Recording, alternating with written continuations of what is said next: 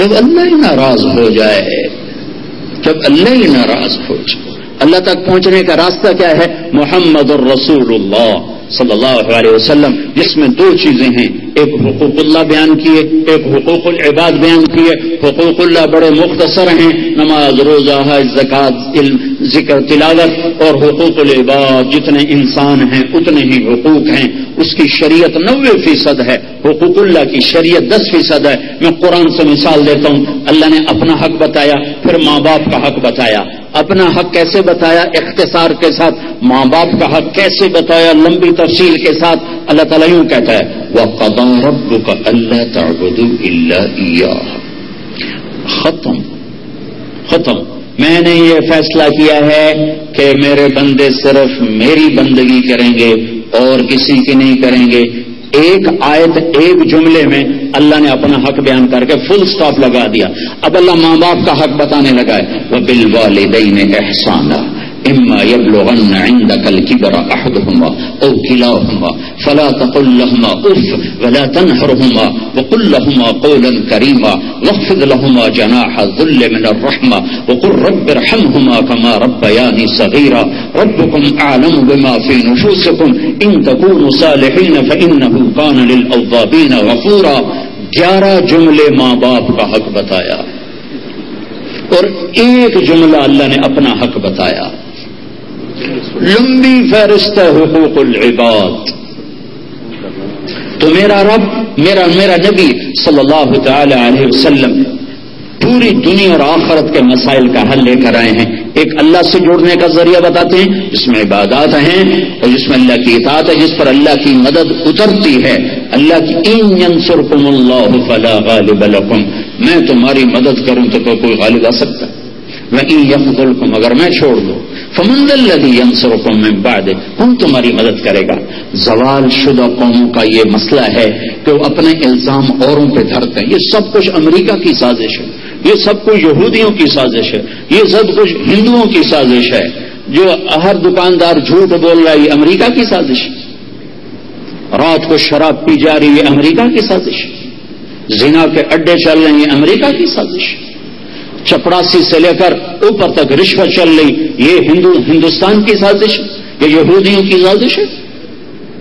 باپ کا گریبان چاک کر رہی ہے اولاد، یہ کس کی سازش ہے؟ مائیں چھپتی پھر رہی ہیں جوان اولاد کے غضب سے، یہ کس کی سازش ہے؟ ہر دکاندار کا ترازو ڈنڈی مار رہا ہے، یہ کس کی سازش ہے؟ طاقتور ظالم ہے، یہ کس کی سازش ہے؟ مظلوم بھی ظالم ہے، ظالم بھی ظالم ہے، یہ کس کی سازش ہے؟ ہم اپنے قوم کے سفینے پہ ڈبونے والے ہیں۔ دنیا میں دو ریاستیں 1400 سال کی تاریخ میں اسلام کے نام پر بنائی گئیں، ایک مدینہ منورہ پہلی صدی میں اور ایک پاکستان 14ویں صدی۔ کتنا بڑا اللہ نے کرم کیا، ایک خوبصورت خطہ اور جغرافیائی لحاظ سے، ہر لحاظ سے ایسا کامل مکمل۔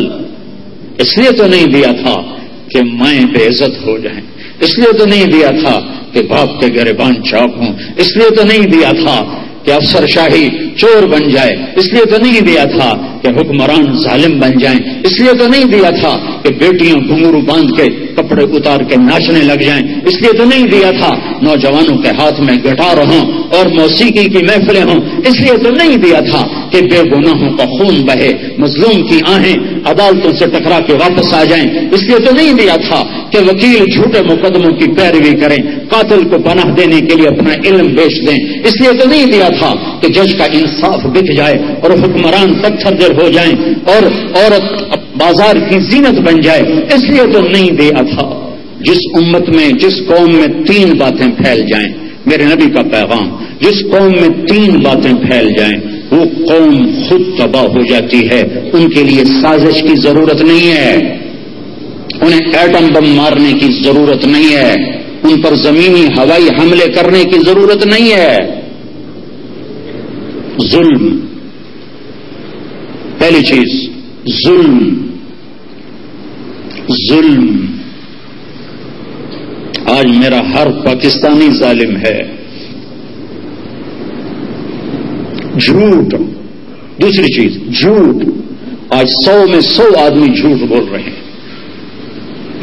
تیسری چیز دھوکہ، خیانت، فراڈ. ہر تاجر آج فراڈیا ہے.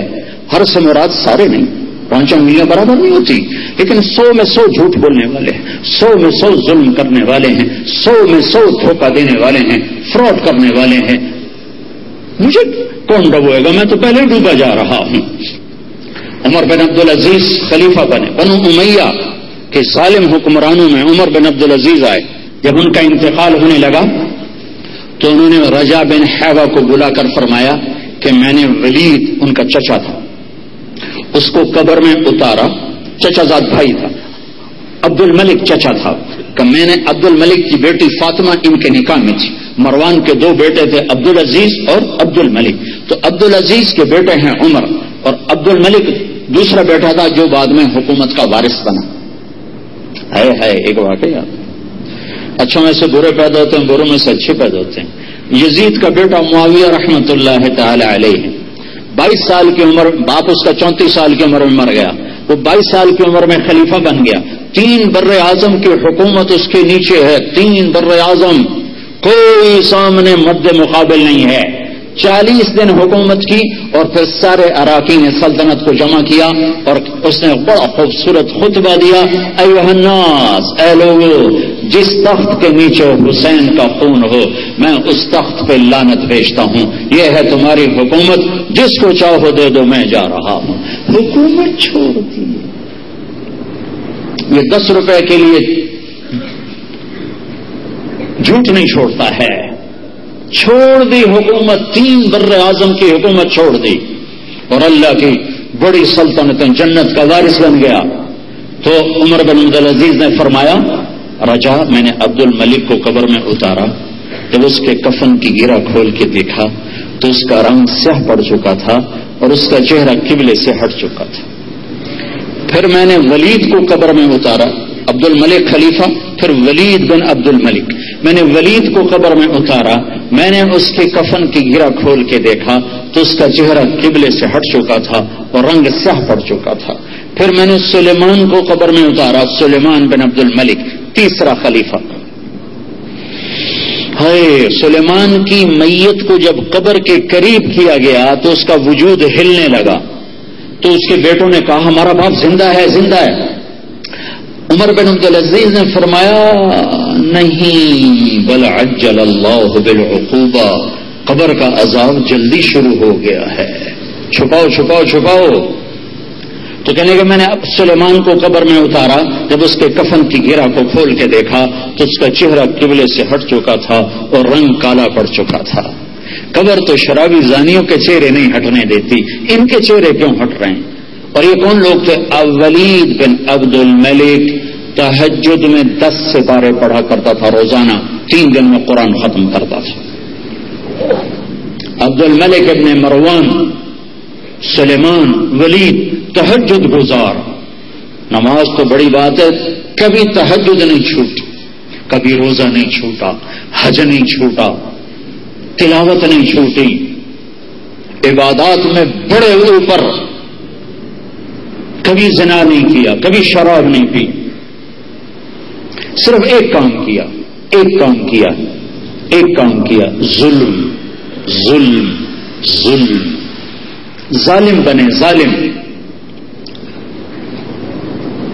تو اللہ نے چہرہ قبلے سے ہٹا دیا اور رنگ کالے کر دیے. جہاں کا ڈاکٹر مریض کو کسٹمر سمجھتا ہو، میں کیا روؤں، کہاں کہاں پھمبا رکھوں، تنہما داغ داغ شد پمبا کجا کجا نہم. طبیب جیسا پیشہ مقدس مریض کو کسٹمر سمجھتے ہیں، گاہک آ گیا ہے. استاد جیسا مقدس پیشہ کلاس روم میں نہیں پڑھاتا، کہتا میرے ٹیوشن سینٹر میں آؤ، وہاں پڑھاؤں گا. میں سینٹر ماڈل اسکول سے میں نے میٹرک کیا. میرے استاد تھے عاصم صاحب رحمت اللہ علیہ، تو دوسرے استاد تھے نذیر صاحب. تو نذیر صاحب نے مجھے کسی کام کے لیے بلایا تو میں گیا.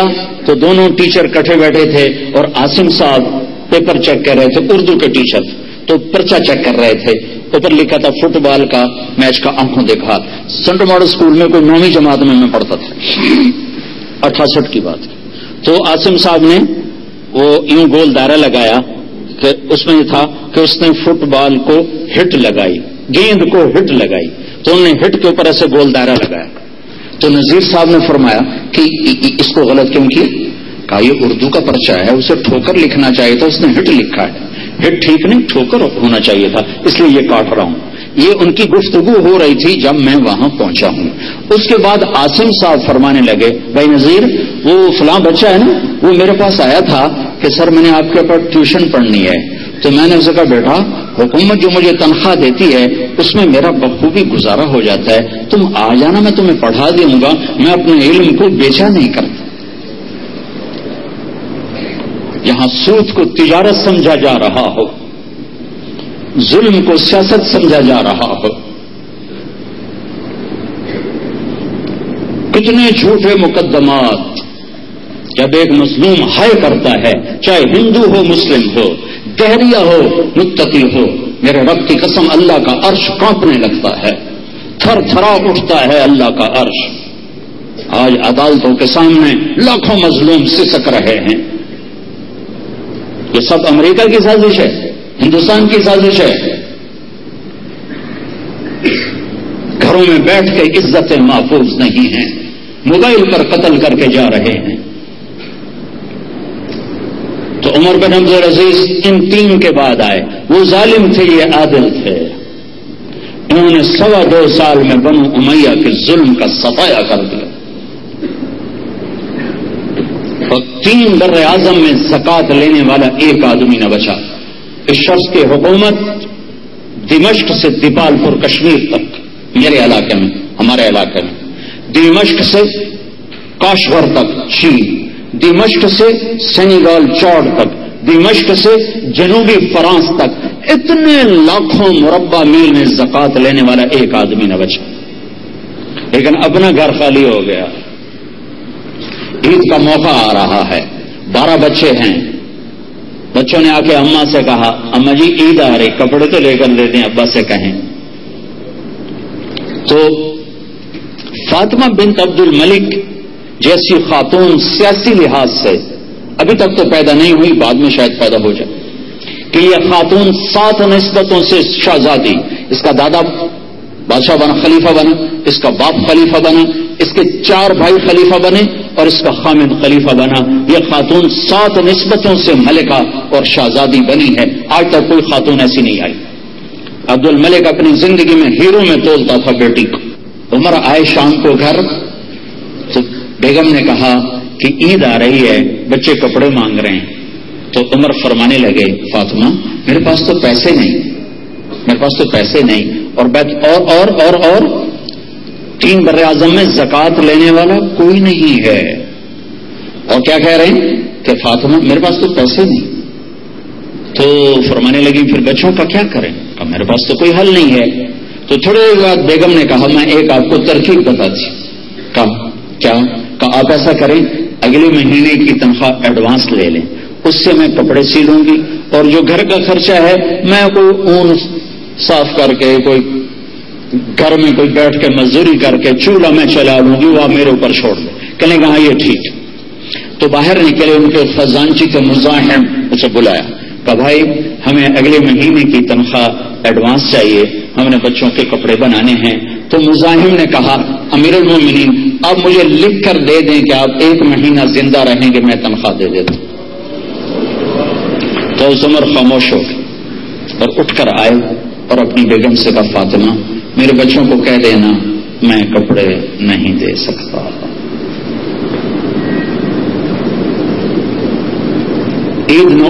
عید کی نماز ہوئی، بنو امیہ نے جیسی حکومت کی ہے نا ایسے کسی نے کی نہیں، جس ٹھاٹ باٹ کی. تو سارے سرداران ملنے آئے، تو بیٹے بھی آئے اسی پرانے کپڑوں میں. تو عمر نے کہا میرے بچوں آج آپ کو گلا تو ہوگا باپ پہ کہ ہمیں باپ نے کپڑے بھی لے کر نہ دیے. تو ان کے ایک بیٹے تھے، ان کا نام تھا عبد الملک، ان کی زندگی میں فوت ہو گئے تھے. وہ کہنے لگے نہیں ابا، آج ہمارا سر بلند ہے کہ ہمارے باپ نے خیانت نہیں کی، ہمارے باپ نے خیانت نہیں کی۔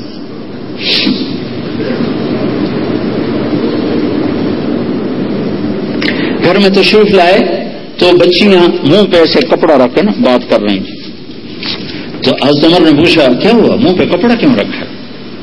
تو بتایا کہ آج کچے پیاز سے روٹی کھائی ہے تو آپ کو پیاز کی بو سے آپ کو تکلیف ہوگی، تو اس لیے ہم نے منہ پہ کپڑا رکھا ہوا۔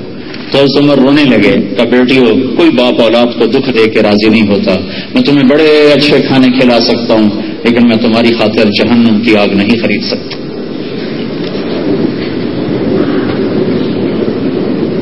جب انتقال کا وقت آیا تو رجا کو بلایا اور فرمایا اب میں جا رہا ہوں، دیکھنا میرے ساتھ کیا ہوتا ہے۔ 3 کے ساتھ تو میں نے دیکھا تھا کیا ہوا تھا، مجھے دیکھنا میرے ساتھ کیا ہوتا ہے۔ جب ان کی میت کو قبر کے قریب کیا گیا، سلیمان کی میت تڑپ گئی تھی اور عمر کی میت جب آئی قبر کے قریب تو آسمان سے ایک پرچہ ایسے لہراتا ہوا آ رہا تھا اور لہراتا لہراتا لہراتا لہراتا حضرت عمر کے سینے پر آ کر گر گیا۔ جب پرچے کو اٹھا کے دیکھا گیا تو لکھا تھا بسم اللہ الرحمن الرحیم براءۃ من اللہ لعمر بن عبد العزیز من النار، اللہ نے عمر کو جہنم سے نجات دے دی۔ 3 بر اعظم کی حکومت کر کے نجات کا پروانہ لے جا رہا ہے، تو وی سی کے پاس تو چھوٹا سا اقتدار ہے، ایم پی اے کے پاس تو چھوٹا سا اقتدار ہے، وزیر اعلیٰ کے پاس تو چھوٹا سا اقتدار ہے، وزیر اعظم کے پاس تو چھوٹا سا اقتدار ہے۔